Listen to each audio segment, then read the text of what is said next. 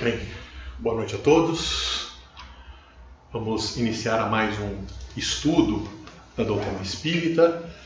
Então vamos iniciar o nosso trabalho com uma prece, elevando então os nossos pensamentos a Jesus, nosso Divino Mestre, trazendo em nossa tela mental a lembrança de um Jesus vivo, luminoso, envolvendo nossas mentes e os nossos corações.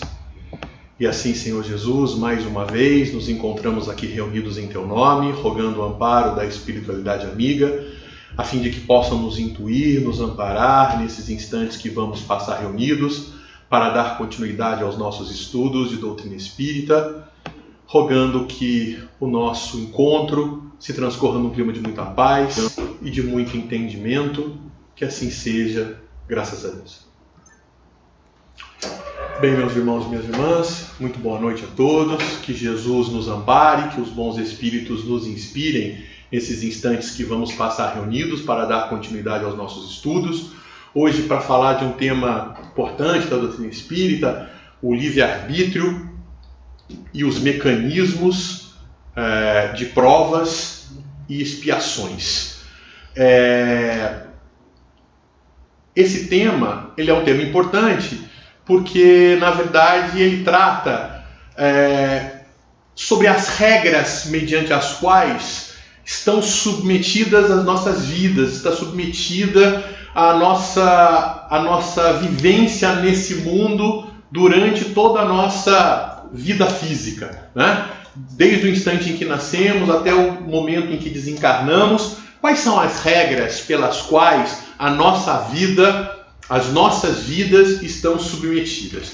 Então, começamos o nosso estudo com essa pergunta, com esse questionamento. A que regras as nossas vidas estão submetidas, né? Alguns dizem que nós estamos submetidos por um destino. Estamos destinados, mesmo antes de nascer, a nossa vida, a nossa existência aqui nesse planeta está pré-determinado. Independentemente do que a gente faça, independentemente do que a gente queira fazer, nós vamos caminhar por algumas coisas que já estão escritas, já estão estabelecidas para acontecer. Alguns dizem, inclusive, que podem fazer previsões, olhar para as estrelas, porque a nossa vida está escrita nas estrelas. Será? Então, é um pouco disso que nós vamos conversar. Isso. Será que existe mesmo um destino? Será que estamos realmente predestinados a alguma coisa quando a gente reencarna? Existe também uma teoria chamada teoria determinista, que é uma teoria dizendo que, na verdade, nós não estamos predestinados. Não existe algo escrito, mas a nossa vida ela está condicionada a determinados processos, né? Então, ou seja, por eu viver em grupo, eu estou sujeito às regras do grupo. Então, mais ou menos, o grupo me encaminha, o grupo me leva. Então, de uma certa forma, aspectos sociais, aspectos culturais interferem na condução da minha vida. Eu estou num corpo físico e, por estar num determinado corpo físico, eu estou sujeito a determinadas regras biológicas. Então, na verdade, existe então um certo determinismo biológico, um determinismo social, um determinismo cultural, enfim, né? Existe um determinismo por detrás disso. Será que então não existe uma regra estabelecida, escrita antes de eu nascer, mas existe, depois que eu nasço, um determinismo em função dos mecanismos de vida que eu acabo levando dentro do contorno em que eu nasci? E existe também a teoria do livre-arbítrio, que é a teoria que diz que, na verdade, nada está determinado, que nada está escrito de antemão e que eu posso, então, fazer as minhas escolhas. Muito bem. Então, vamos continuar aqui o nosso estudo. O que nos reserva o futuro? Então, a gente vê aí essa mãe, né? A gente vê essa mãe aí olhando para o filho e ela deve estar se perguntando: o que será que vai acontecer com ele? Ele vai ter saúde? Ele vai ser feliz? ele vai ser uma pessoa bem-sucedida, ele vai ter sucesso, ele vai ser honesto, ele vai ser correto, ele vai ser uma pessoa que vai nos trazer grandes conquistas, ou ele vai nos trazer grandes vergonhas, grandes escândalos. A que regras, né? O que está destinado a essa criança, né? Então, será que existe uma regra? Quais são os processos pelo qual a nossa vida está submetida, a vida dessa criança está submetida? Então, é basicamente isso que o nosso estudo hoje vai responder, e a doutrina espírita explica isso através dos mecanismos de provas e expiações. Então, vamos lá. Continuando aqui o nosso estudo. Então, existem 3 teorias básicas que tentam explicar para a gente o que acontece na nossa vida. A teoria determinista, a teoria predestinacionista e a teoria do livre-arbítrio. Muito bem. O que é essa teoria determinista? A teoria determinista diz que tudo está determinado no sentido de que existem determinadas regras, determinadas estruturas na vida, e quando a gente está nessa vida, a gente segue determinados caminhos. Não é que a nossa vida em específico está programada, não é que a nossa vida em específico está determinada, mas se nós vivemos em determinados contextos, se nós vivemos num determinado lugar, nós somos influenciados por esse lugar. Se nós vivemos com um determinado grupo de pessoas, nós somos influenciados por esse grupo de pessoas. Se nós nos alimentamos de determinada maneira e se nós nascemos num determinado grupo familiar, biologicamente nós estamos determinados segundo determinadas regras biológicas. Então, teoricamente, se nós nascemos dentro de um determinado grupo e não saímos dele, então nós estamos submetidos a essa estrutura. Então, teoricamente, existem regras e condicionamentos determinantes que levam a nossa vida para esse tipo de controle, para esse tipo de estabelecimento. E a gente só consegue mudar isso se a gente consegue sair dessa estrutura determinada. Como a gente não consegue muito sair dessa estrutura determinada, então a gente vive algo em torno disso. Então, por exemplo, eu tenho um determinado corpo, eu vim de uma determinada família, então eu trago geneticamente algumas possibilidades de doenças genéticas. Por exemplo, problema cardíaco. Eu trouxe lá dos meus familiares um determinado problema cardíaco. Eu tenho uma tendência a ter problema cardíaco. O que mais? Existem determinados... dependendo da maneira com que eu me alimento, dependendo da maneira com que eu me comporto, se eu faço ou se eu não faço exercícios, se eu tenho uma vida ou não estressada, de maneira estressante, se eu sou uma pessoa que fumo, se eu sou uma pessoa que bebo, se eu sou uma pessoa... Ou seja, dependendo de determinadas formas de alinhamento que eu me ajusto, eu passo então a ficar determinado e provavelmente, com uma probabilidade muito grande de acontecer, eu vá desencarnar, eu vá falecer de um problema cardíaco, e dependendo da quantidade, né, da falta de exercício, ou da quantidade, ou da má alimentação que eu faço, ou da quantidade de fumo, de bebida, enfim, que eu possa adotar de comportamento, isso me leva a determinado tipo de tempo de vida, né? Um tempo de vida mais curto, um tempo de vida mais longo. Então, ou seja, a não ser que eu mude esse comportamento, eu encaixo dentro de um padrão determinado. E é por isso que os médicos, então, em função disso, nos alertam: olha, você está dentro desse grupo de risco, você precisa diminuir, você precisa sair desse grupo de risco e tal. E se nós não mudarmos, estará determinado tipo de comportamento. Então perceba que a ciência, ela é bastante o quê? Determinista. Ela analisa essas forças, ela analisa as leis da natureza e diz: olha, se o seu comportamento está indo dentro dessa linha, você está submetido a esse tipo de condicionamento, de determinação, a tendência é que determinadas coisas específicas aconteçam na sua vida. Então, as regras a que estão submetidas à sua vida é essa aqui. Não é isso? Então, essa seria então a teoria determinista. Perfeito? Então, vamos continuar aqui. Nós temos uma outra teoria, a teoria predestinacionista, né? Então a gente tem aqui, né? A gente tem aqui a teoria determinista, que fala aqui, né, que tem o determinismo físico, né? Eu já falei disso. São as leis físicas que regem o comportamento humano, né? O determinismo biológico, que diz aí os códigos biológicos, as tendências genéticas que eu trago. Existe aqui o determinismo psicológico, que são determinadas características da minha personalidade, e que se eu não mudar, o meu comportamento tende a minha condução de vida tende a ter um determinado procedimento, né? Existe o determinismo sociológico, né?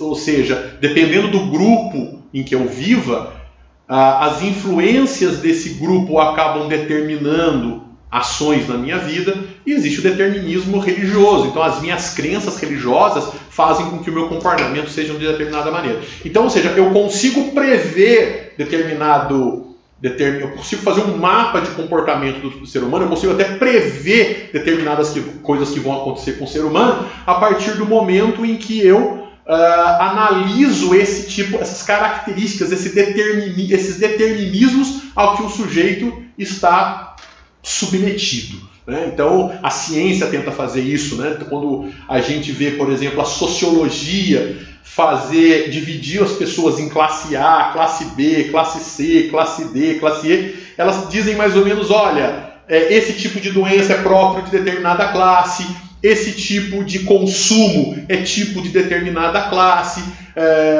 determinados tipos de doença que vão surgir, então, mas aqui então determinados cuidados têm que existir, esse número de pessoas tem aqui, então os hospitais têm que estar preparados para esse tipo de pessoa. Então, ou seja, existe então uma previsão de comportamento em função de determinados tipos que o indivíduo se ajusta, que o indivíduo se vincula em função das suas características próprias, e ele é influenciado por isso e é levado por isso, e a sua vida está determinada a partir disso. Muito bem. Mas a gente sabe que não existe só a teoria determinista. A gente sabe que existe a teoria predestinacionista. A gente conhece muita gente que acredita na teoria predestinacionista, porque acredita na ideia de destino. Nós estamos destinados a alguma coisa. Então a gente nasce e antes mesmo de nascer, a gente já planejou aquilo que a gente vai passar.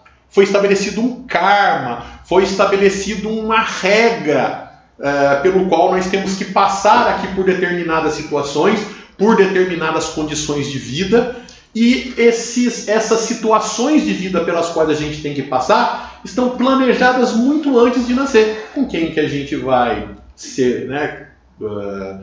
Quem vai ser nosso pai, quem vai ser nossa mãe, quem serão os nossos irmãos, se a gente vai casar, se não vai casar. No dia que a gente vai casar, a gente vai encontrar a pessoa e vai sentir alguma coisa diferente. E por quê? Porque está escrito. Mas e se eu sentir isso, mas eu não quiser? E se eu quiser escolher uma outra pessoa e não quiser escolher aquilo que estava combinado? Não dá, porque a teoria predestinacionista diz que nós estamos predestinados. E por mais que a gente queira fugir de determinadas escolhas, não há como fugir, porque existe um destino. Está determinado para a gente passar por aquela situação. Então, existe essa ideia de que não há o que fazer. Então, deixa a vida me levar, vida leva eu, e tomara que Deus tenha feito para mim a melhor escolha, uma vida feliz, uma vida alegre, porque não há o que se possa fazer, porque a vida vai se conduzir de uma determinada maneira, porque já está pré-determinado, já está predestinado a acontecer determinadas coisas. Continuemos aqui então. Nós temos aqui a teoria do livre-arbítrio. Nós temos livre-arbítrio? Nós podemos fazer escolha? Veja, o determinismo diz que tem. Entretanto, você tem escolha de sair de um determinismo e se vincular a outro determinismo. Você não, dentro daquele determinismo, você já não escolhe mais. Ao se escolher se vincular com um determinado grupo, você já está vinculado e não tem mais o que fazer. E não existe esse planejamento de vida anterior. Então você só pode escolher em função de se vincular a um determinismo ou outro, a um determinado grupo ou a outro grupo. Basicamente seria isso. Na teoria predestinacionista, você não escolhe mesmo, porque mesmo que você queira fazer diferente, a sua vida já está pré-determinada. Se você fez alguma escolha, você fez essa escolha antes de nascer, porque uma vez nascido, você não escolhe mais, já está pré-determinado esse processo. Mas a teoria do livre-arbítrio diz que não. Ela diz que nada está definido, mesmo que existem leis de condicionamento, você pode fazer as suas escolhas todos os dias e todos os dias você pode mudar. Então, por exemplo, o determinismo diz que você vai se apaixonar. O determinismo biológico diz que as leis de atração elas vão acontecer. Você vai olhar para uma pessoa e vai se apaixonar por ela. E por isso não existe livre-arbítrio, porque você está predeterminado a se apaixonar e é irresistível essa questão. E os adeptos, os filósofos adeptos do livre-arbítrio, diz que exatamente por existir o condicionamento biológico que te faz se apaixonar, que te faz se aproximar de um e não de outro, é que mostra que você tem livre-arbítrio, porque você tem o impulso, existe o determinismo da paixão, existe o determinismo biológico de se apaixonar por alguém. Entretanto, você pode olhar aquela situação, avaliar aquela situação, saber que você está apaixonado, saber que aquilo te atrai para aquela pessoa. Entretanto, quando você faz uma análise lógica da situação, você pode perceber que apesar de estar apaixonado, a pessoa não é a pessoa mais indicada. A pessoa tem defeitos que, por mais que a sua paixão não veja isso, porque ela é biológica, ela não raciocina, ela te atrai àquela pessoa, a razão mostra que ela não é a pessoa mais indicada para que você possa ter uma vida feliz, uma vida construtiva, uma vida que possa trazer contribuições significativas para a sua condição evolutiva. Então você pode escolher não ceder ao impulso. Então a existência do impulso, a existência da paixão, a existência do determinismo biológico não influencia na escolha, quer dizer, influencia, mas quando você te arrasta, mas você pode escolher dizer, eu não vou ceder ao arrastamento, eu vou fazer a outra escolha. Ou você pode escolher ser arrastada para o determinismo. Diferente dos animais. Os animais estão determinados. Então você pega, por exemplo, uma abelha, por exemplo, você pega uma abelha e a abelha, ela nasce abelha, ela não pode escolher, e ela nasce abelha determinada a três coisas, ou ela é operária, ou ela é soldado, ou ela é rainha. Ela não pode escolher ser outra coisa dentro desse processo. E ela não pode escolher nenhuma dessas três coisas. Ou ela nasce rainha, ou ela nasce soldado, ou ela nasce operária. Ela está determinada biologicamente para isso. E está tão determinada que ela não precisa nem fazer curso, ela não precisa nem se preparar para o exercício dessa função. Ela nasce soldado sabendo ser soldado. Ela nasce rainha sabendo as etapas de ser rainha. Ela nasce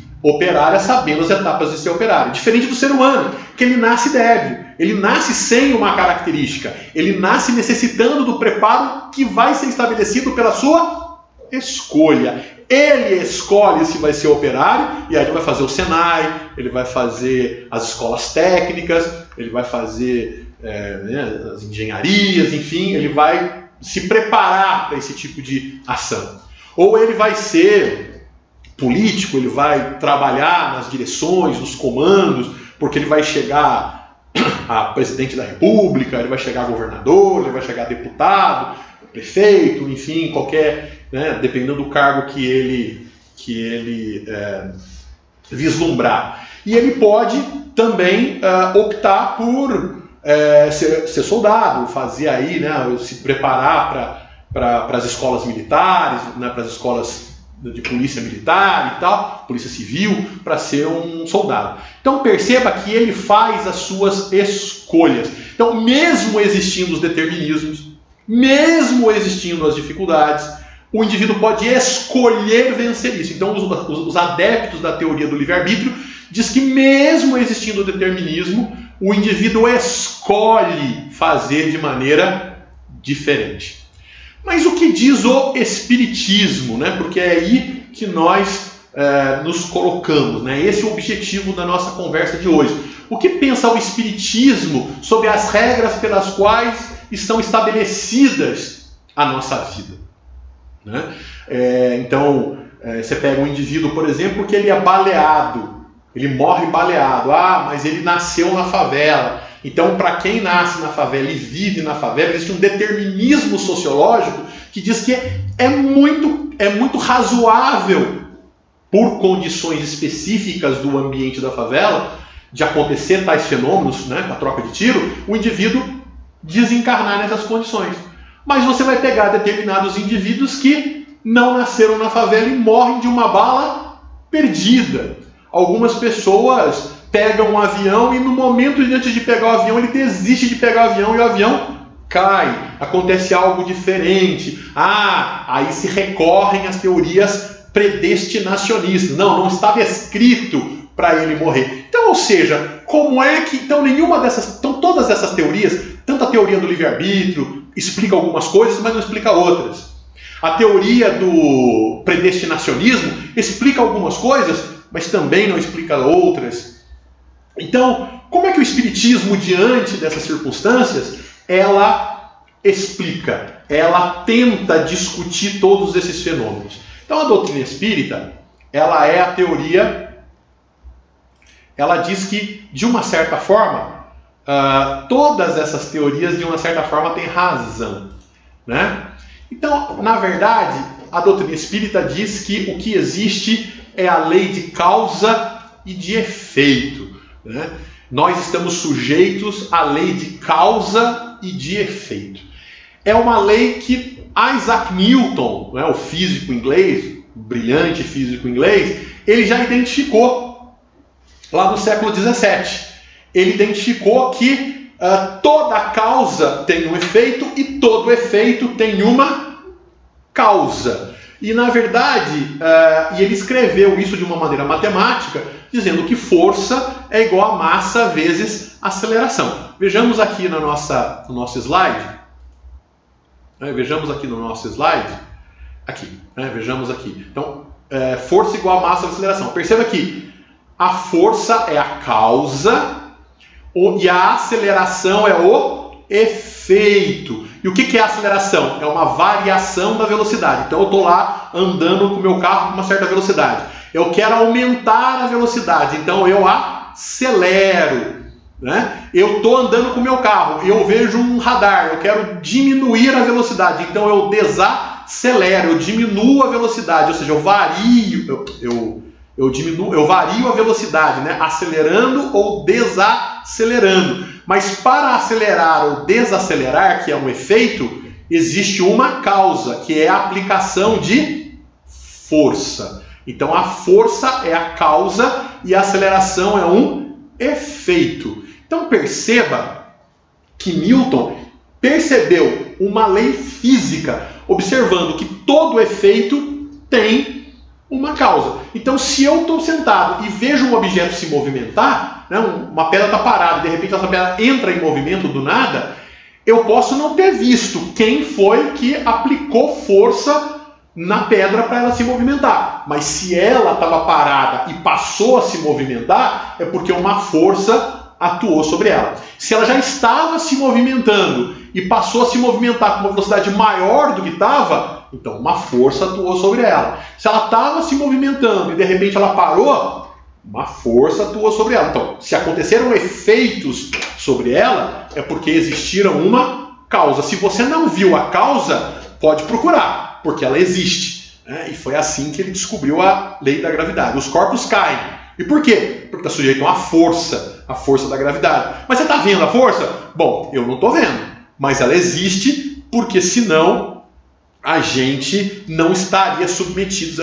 Toda vez que a gente pulasse, a gente não cairia. E por quê?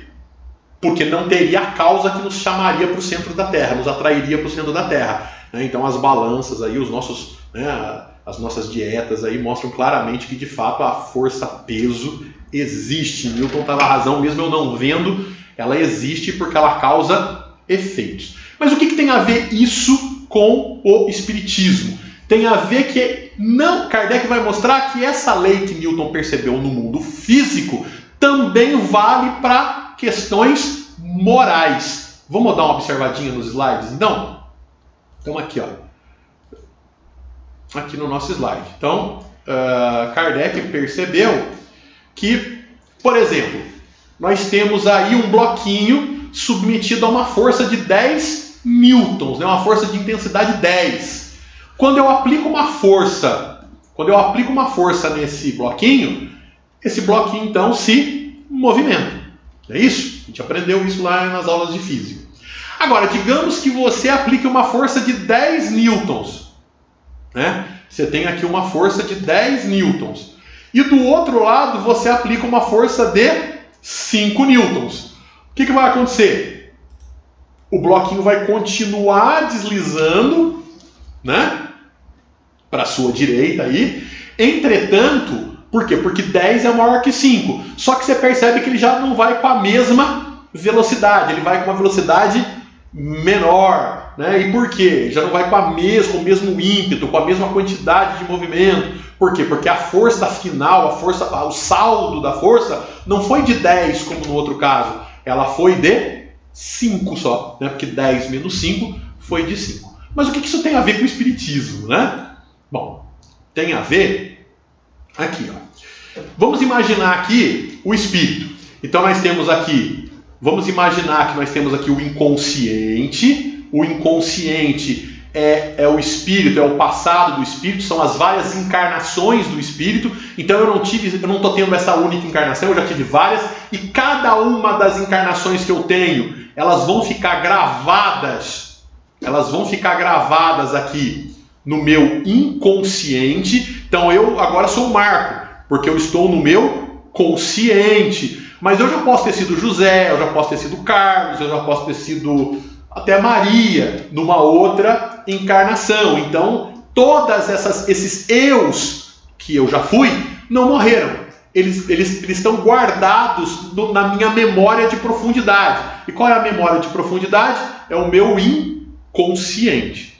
Toda vez que eu encarno novamente, eu ganho uma nova oportunidade reencarnatória, eu ganho uma nova personalidade, eu ganho um novo consciente. Eu ganho uma nova encarnação. Então a minha lembrança física é só da estrutura consciente. E eu esqueço das memórias inconscientes, ou seja, das memórias das outras vidas. Ok?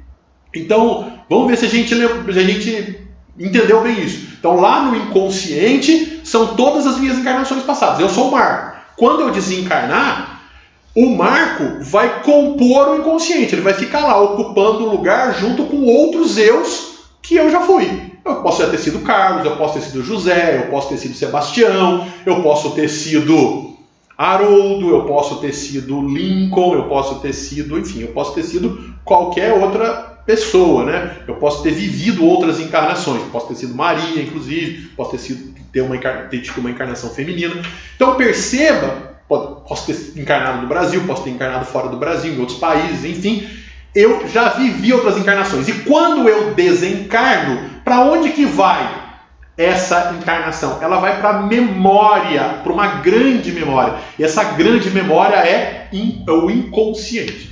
E quando eu vou reencarnar de novo? Uma outra estrutura é formada, que nós chamamos então de estrutura consciente. Então vamos lembrar o seguinte: toda vez que eu falar de inconsciente, eu vou estar falando do lugar de uma memória onde estão os meus eus passados. E toda vez que eu falar de consciente, eu vou estar falando da memória do meu eu presente, do que eu sou agora. Ok? Então vamos voltar lá para o nosso slide aqui, para a gente entender. Então, o consciente não lembra do inconsciente. Entretanto, quando acontece uma prova na nossa vida, existe uma tendência de eu me comportar de uma determinada forma. E o que é uma prova? Uma prova é uma oportunidade que surge na minha vida para eu fazer algo melhor do que eu sempre fiz. É um estímulo para eu ser melhor. É um estímulo para que outras coisas possam acontecer. Então, se nas minhas vidas passadas eu costumo ser violento, toda vez que eu sou contrariado, todas as vezes que as coisas não acontecem do jeito que eu quero, estou dando um exemplo, né? Eu posso ter muitos defeitos. Estou contando desse em específico. Então, se nas minhas outras encarnações eu tive o defeito, por exemplo, da violência, então toda vez que sou contrariado, qual é a minha resposta? Qual é o meu comportamento? Qual é a minha atitude? É a minha atitude de violência. Eu tenho essa atitude de violência. Eu tenho essa atitude de machucar a outra pessoa, de agredir a outra pessoa, tanto fisicamente quanto verbalmente, psicologicamente. É a minha característica de ser. Então eu fiz isso numa encarnação, fiz 2, fiz 3, fiz 4. Então nas minhas últimas encarnações eu fiz isso. Então toda vez que eu ganho uma encarnação, eu ganho uma oportunidade para fazer diferente, para fazer mais, para fazer melhor. Então, nessa nova encarnação, no meu consciente, eu ganho a encarnação para fazer melhor. Então aparece uma prova, uma oportunidade para eu, ao invés de ser violento, eu ser pacífico, eu ser manso, eu ser brando de coração. Entretanto, existe uma tendência de fazer exatamente o que eu fiz em outras vidas. Então, uma coisa é a prova, é a oportunidade que surge para eu fazer melhor. E toda vez que surge a oportunidade, surgem mecanismos de aprendizado. Surge possibilidades de eu aprender coisas novas. Amigos, avisos, ideias, chamamentos. Existem tudo isso. Deus, esse é o acréscimo da benevolência divina. Deus não nos abandona. Ele nos dá uma prova, mas Ele nos dá a oportunidade de passar nessa prova. Ele nos dá a oportunidade para fazer de novo, mas dá a oportunidade para a gente fazer melhor. Então, se a gente aproveita essa oportunidade com o aprendizado, a gente passa na prova. Mas se a gente não aproveita a oportunidade, a gente repete aquilo que a gente já vem fazendo sempre. Então, essa tendência de fazer do jeito que a gente sempre fez aparece. Essa tendência a gente chama de força atávica. Vamos olhar? Então vamos olhar aqui, ó. Transição. Aqui. Então o inconsciente aparece uma prova aqui. Aparece uma pessoa chata, uma pessoa difícil, uma pessoa complicada na minha vida que me traz chateação, que me traz contrariedade. Veja, eu estou até certo. Eu não preciso estar errado. Eu sou uma pessoa que estou fazendo certo, eu estou agindo correto, eu estou tomando a atitude correta. E essa pessoa chata vem trazer essa chateação, esse empecilho na minha vida. Qual é a minha tendência natural? É a de revidar de maneira violenta. E por quê? Porque eu tenho essa tendência, eu tenho essa atitude que eu já venho fazendo em várias encarnações. Então, como eu venho fazendo isso em várias encarnações, eu faço de novo. Então aparece aqui uma força, chamada força atávica. Ela vem lá do inconsciente e faz o consciente tomar uma determinada atitude. Gente, eu falei aqui, né? O inconsciente faz. Na verdade, não é que o consciente faz. O inconsciente determina, ele pede, ele sugere que o meu consciente faça. Mas o consciente, ele é que tem o poder da tomada de decisão, porque ele tem o poder do livre-arbítrio. Ele tem o poder do livre-arbítrio. Ele tem a atitude. Então veja, quando a gente vai reencarnar, é montado para a gente um programa de provas. É montado para a gente um programa que a gente vai passar pela vida, é planejado. É igual quando a gente vai fazer uma viagem. Quando a gente vai fazer uma viagem, existe um planejamento. Eu vou acordar tal horas, Antes eu já vou preparar a mala, porque aí eu acordo, eu tomo café, eu pego a mala, coloco no carro. A partir das 8h30, 9 horas, eu já estou na estrada, eu vou passar por tal lugar, em tal horário, e tal hora eu vou chegar em tal lugar. Então, ou seja, existe um planejamento para fazer isso. Então, quando eu vou reencarnar, tendo em vista os meus defeitos, tendo em vista as minhas necessidades de aperfeiçoamento, então tendo em vista os meus defeitos e as minhas virtudes e as minhas necessidades, é feito um planejamento para eu melhorar o que eu já sou. Mas é um planejamento, então isso não é um predestinacionismo. Ele parece com predestinacionismo, por quê? Porque existe o planejamento, existe uma coisa que é feito antes, só que ele não é imposto.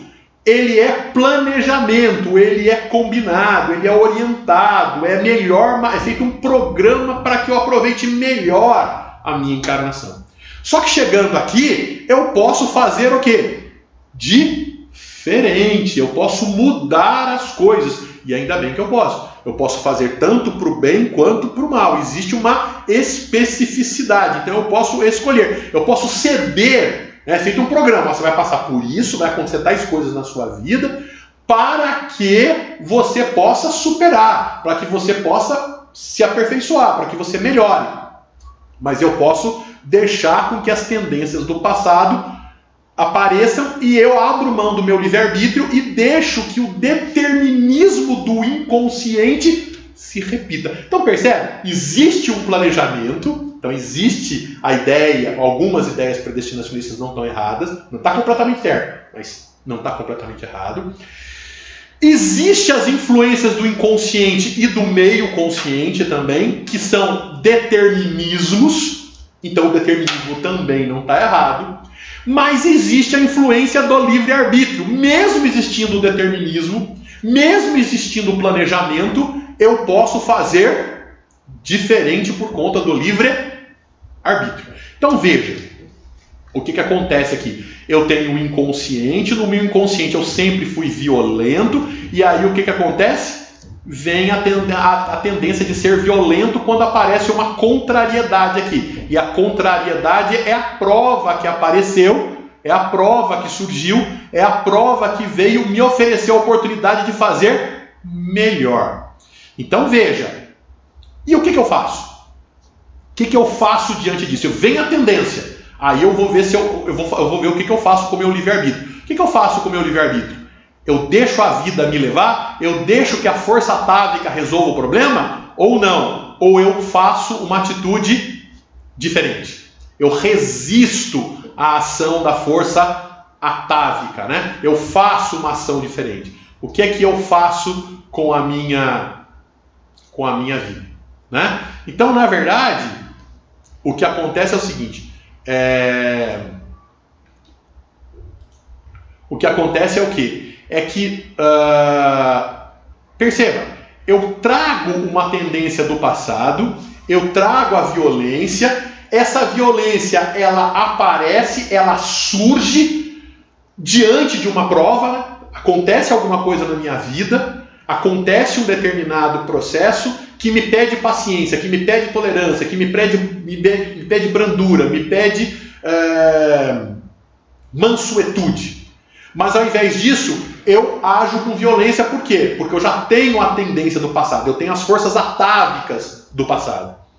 E ela vem com uma força muito grande. Por quê? Porque ela já vem 200 encarnações, 50 encarnações, não sei quantas, mas uma quantidade imensa de encarnações eu sendo violento. Então eu tenho muita dificuldade de não ser violento.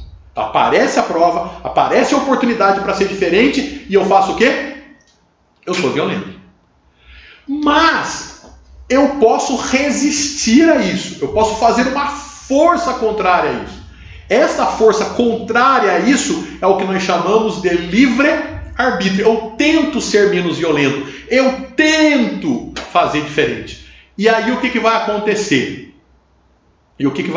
Vamos lá, olha lá. Então, tem a violência. Então, acontece a prova, a oportunidade para eu ser manso, mas vem a tendência da violência aqui.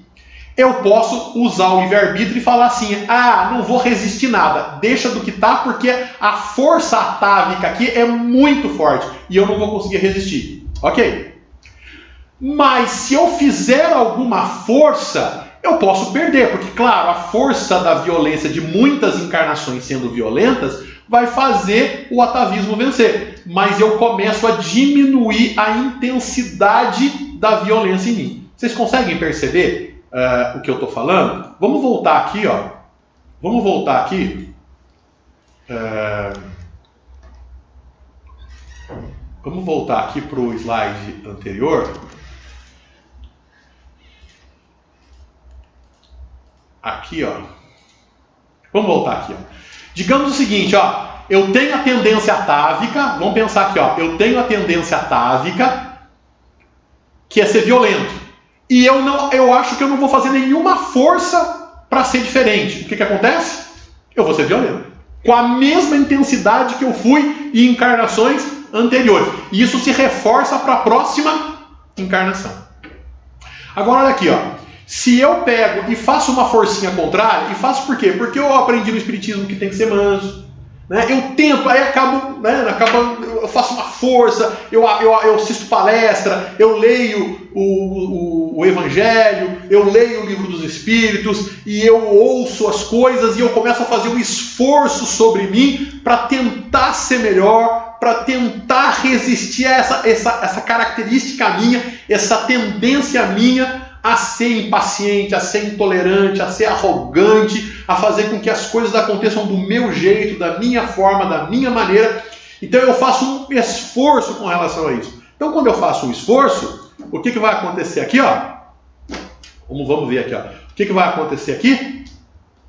Eu vou ser violento de qualquer jeito. Entretanto, você percebe que a intensidade da violência foi menor? Foi. Por quê? Porque eram 10 de violência. Como eu fiz 5 de esforço, de violência ficaram 5. O que aconteceu com 5 que foi diminuído da intensidade de 10? Ela foi retirado de intensidade de mim. Né? Então, de mim foi retirado 5 intensidades de força violenta que foi limpada de mim. Então, na próxima encarnação, eu vou ser violento? Vou. Eu vou ter uma tendência atávica de ser violento? Vou. A força atávica vai existir na próxima encarnação? Ela vai.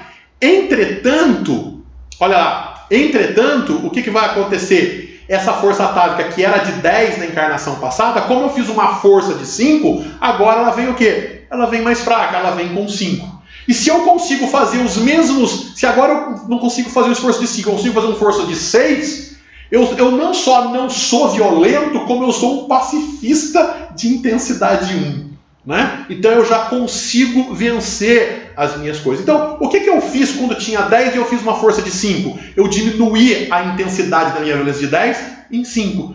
Essa violência que eu tirei de mim é chamado de expiação. Expiação, do latim expiare, que significa ex de dentro para fora, piare de limpeza, de limpar. Então eu limpo de dentro para fora. Eu faço uma limpeza no meu psiquismo. Eu faço uma limpeza de um defeito moral que é a violência, que é a incompreensão, que é a intolerância.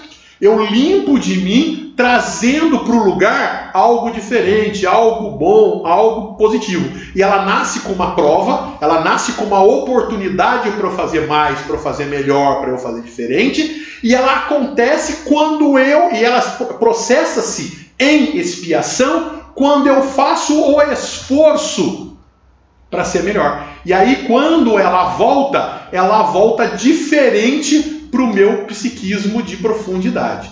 Perfeito? Então, note isso. Note que durante a nossa vida, portanto, nós vivenciamos essa situação. Nós podemos deixar... Nós tivemos um planejamento antes de encarnar? Tivemos.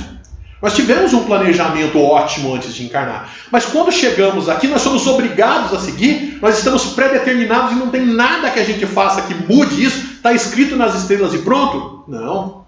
Algumas coisas vão acontecer se a gente permitir que aconteça. A gente pode tomar outros caminhos. A gente pode fazer outros horizontes. A gente pode tomar outras atitudes. Então, mas existe uma tendência de acontecer isso. E por quê? Porque são as tendências de planejamento para nós, que foram planejadas para a nossa melhoria. Quem assistiu o filme do Divaldo Franco, por exemplo, tem um determinado momento que ele vira para a Joana de Ângeles e fala assim: eu quero me casar, eu quero ter filhos.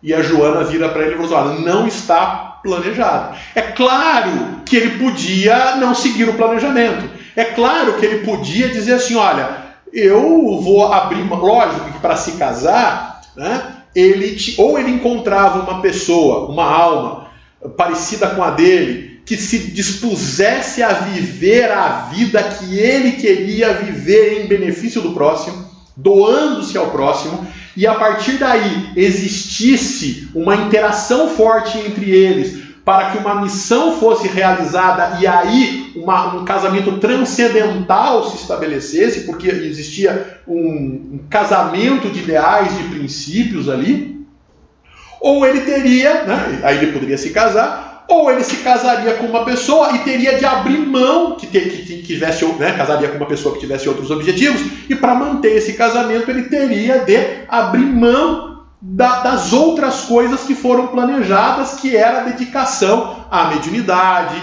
à prática do bem, à beneficência, e aquela coisa, a beneficência e uma série de coisas. Então perceba que ele podia, mas mesmo estando planejado, ele podia ter aberto mão desse planejamento. Então, foi um planejamento antes dele reencarnar, mas não estava pré-determinado. Ele estava pré-planejado,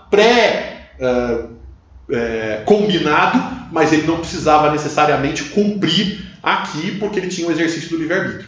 É claro que o que acontece quando as provas acontecessem, quando os chamamentos acontecessem na vida dele, ele poderia, com as tendências do passado dele, e aí vem os determinismos, as tendências do passado, as influências que ele recebe nessa encarnação, ele poderia mudar, alterar a sua vida em função desse determinismo, em função dessa vontade. Mas mesmo assim, pelo exercício do livre-arbítrio, ele ainda podia mudar a direção desse processo. Então perceba que as provas aparecem, elas surgem como oportunidades na nossa vida para que determinadas tendências do passado surjam para que elas possam ser limpas, para que elas sejam elaboradas, para que elas sejam evoluídas, para que elas sejam aprimoradas. Se nós resistirmos às tendências negativas e se nós deixarmos valorizando as tendências positivas que surgem, então a gente vai ter uma vida proveitosa, uma encarnação proveitosa, porque a gente está aproveitando os planejamentos que foram estabelecidos. Jesus, há 2000 anos, disse: muitos os chamados e poucos os escolhidos. É claro que nós sabemos da doutrina espírita, pela teoria da evolução, que todos são chamados por Deus, porque todos são escolhidos por Deus, porque nós somos criados simples e ignorantes e somos chamados à perfeição e vamos trafegar nesse caminho até a perfeição. Todos seremos espíritos perfeitos. Entretanto, o que Jesus quis dizer então com muitos os chamados e poucos escolhidos é que todos os dias na nossa vida, todos os dias, todos os momentos, todos os instantes, nós recebemos chamamentos de Deus para vivermos experiências com Ele. A cada momento. É um vizinho difícil, a esposa mais complicada, o marido também difícil, né? É o filho que está dando problema, é a vida que oferece dificuldades. São experiências com Deus que são provas, que são oportunidades que acabam fazendo com que tendências do passado se manifestem. E essas tendências do passado tendem a fazer com que a gente haja como a gente sempre agiu, cometendo sempre os mesmos erros. Só que as provas, elas vêm acompanhadas sempre antes de um ensinamento, de uma regra, de um aconselhamento. Algo já nos chamou a atenção, uma oportunidade nos foi dada, algo novo nos foi oferecido. E quando a gente então rompe esse processo, quando a gente faz uma luta contra esse processo, a gente consegue vencer. E aí, quando a gente consegue vencer, quando a gente desencarnar, volta. Né? E quando a gente consegue vencer, não significa vencer assim, eu tinha violência e nessa encarnação eu não sou mais violento, eu não fui mais violento. Não é isso. Eu até fui violento, mas eu poderia ter sido mais, porque eu lutei contra, e lutando contra eu expiei, eu diminuí, preparando para uma outra encarnação, uma encarnação com uma possibilidade de vitória muito maior. Antes de encerrar, muitos de vocês devem estar perguntando agora, mas como é que a doutrina espírita, então, já que tem o livre-arbítrio, como é que a doutrina espírita explica os médiuns clarividentes, os médiuns proféticos, aqueles médiuns que preveem o que vai acontecer, né? Então, se é o livre-arbítrio que decide, se não está determinado, se não está escrito de antemão, então como é que ele prevê algumas coisas que vão acontecer? Olha, se você está no alto de uma montanha e você vê dois homens, e você vê um homem se movimentando e vê de um lado da montanha e do outro lado da montanha, você vê bandidos se preparando para assaltá-lo, num determinado momento você pode prever, ele vai ser assaltado. Só que em nenhum momento você vai saber com exata certeza se o indivíduo vai mudar de ideia em algum momento. Então, as previsões são feitas porque existe uma possibilidade muito grande de acontecer, mas elas não são necessariamente definidas, completamente definidas, porque até o último momento o livre-arbítrio pode se estabelecer. Então, por exemplo, quando um vidente vê alguma coisa em relação a alguém, ele está vendo as forças atávicas, ele está vendo a maior tendência do indivíduo fazer. Olha, em função das suas várias encarnações, em função de você ter errado muito, em função de muitas das suas encarnações serem desse jeito, a possibilidade de você falhar nessa encarnação, nesse contexto, é alta. Então a possibilidade de acontecer isso é gigante. Foi a mesma coisa quando Jesus olhou para Judas, e quando Judas foi beijá-lo titubeante, Jesus diz, faz o que você tem que fazer. E por quê? Jesus sabia o que faria, porque ele conhecia com profundidade Judas. Ele sabia o que Judas podia e o que Judas não podia fazer. Ele já conhecia as tendências. Ele sabia que Judas não seria forte o suficiente para vencer a tendência do passado. E por isso o erro que ele cometeu. Não na mesma intensidade, mas ele fala a mesma coisa para Pedro. Quando Pedro diz, Senhor, como é que ele pode te trair? E Jesus falou, você também vai me trair, né? Jesus também sabia das limitações de Pedro. Mas Jesus tinha uma missão. Apesar de saber as limitações das falhas do coração humano, Jesus tinha uma missão. A missão de fazer o trabalho de Deus, a obra de Deus no coração do homem. E é essa a função da doutrina espírita. Através do esclarecimento, através dos ensinamentos, fazer o trabalho, fazer a obra de Deus no coração do homem. Produzir as transformações humanas, e sobre-humanas até, onde o indivíduo consegue, utilizando os seus potenciais e os seus ensinamentos que recebe, transformar a sua ação numa ação melhor, numa ação mais justa. Eu gostaria de encerrar esse nosso estudo lembrando uma passagem, né, bastante interessante, um aconselhamento bastante interessante de um educador brasileiro chamado Paulo Freire, que ele fala da importância de se ter esperança. E ele fala que é preciso que todos nós tenhamos muita esperança. Mas não a esperança que conjuga o verbo esperar. Porque a esperança que conjuga o verbo esperar, nós estamos cansados dela. Tem fome no mundo? Espero que resolvam. Existe violência no mundo? Espero que deem jeito. Existe corrupção no mundo? Espero que alguém venha de mais longe e resolva esse problema. Eu fico sempre esperando. Eu não estou bem, espero que Deus me ajude. Eu estou imperfeito, espero que Deus me aperfeiçoe. Isso não é esperança, isso é conjugação do verbo esperar.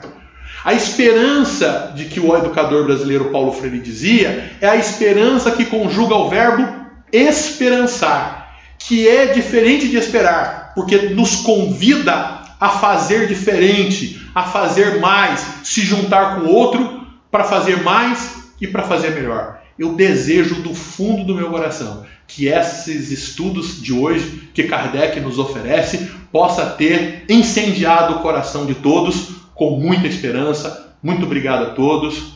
Boa noite. Alguma pergunta? Qual a relação do programa reencarnatório com a culpa e o arrependimento? A questão da culpa é um processo que se estabelece muitas das vezes. E a culpa é um processo que se estabelece diante do ser orgulhoso. Porque o indivíduo que é orgulhoso, ele não se admite em erro, ele se admite perfeito. E quando ele se vê errado, ele não admite isso nele. Então o que acontece? Ele entra num processo de culpa e ele não aceita em si a sua imperfeição. E isso não ajuda em absolutamente nada, né? Quando Jesus vê a mulher adúltera e ele fala: mulher, onde estão teus acusadores? Né? Ele livra a mulher do apedrejamento, os apedrejadores vão embora e ela continua ali abaixada, porque no final das contas ela queria ser apedrejada. E por quê? Porque ela se sentia culpada. E Jesus diz para ela: mulher, onde estão teus acusadores? Naquele momento Jesus se referia aos acusadores internos, se referia à culpa. E ele dizia: eu não te condeno, vá e não peques mais. É a ação que vai fazer com que ela mude. Então o arrependimento é diferente de culpa. A culpa é algo negativo, é algo que não produz em absolutamente nada. É uma atitude variante da vaidade, do orgulho, do egoísmo. Ao contrário, tem que ser o arrependimento, aquele em que eu percebo que errei, que sei que posso fazer diferente e aí vou lá com a mesma força, com a mesma proatividade para fazer mais e para fazer melhor. Bom, então só tivemos essa questão, só essa pergunta. Eu agradeço a todos, que Jesus nos ampare, que os bons espíritos nos inspirem e enche o coração de todos de muita paz e de muita esperança. Que assim seja, graças a Deus. Elevemos então o nosso pensamento a Jesus, nosso Divino Mestre, trazendo a lembrança de um Jesus vivo, luminoso, envolvendo nossas mentes e nossos corações. E assim, Senhor Jesus, nós agradecemos por mais essa oportunidade que tivemos na noite de hoje, de refletirmos sobre questões importantes acerca da doutrina espírita e pedimos, nesse momento de agradecimento, que as vossas luzes e bênçãos possam persistir por toda a semana, hoje e sempre, que assim seja, graças a Deus. Boa noite a todos. Muito obrigado.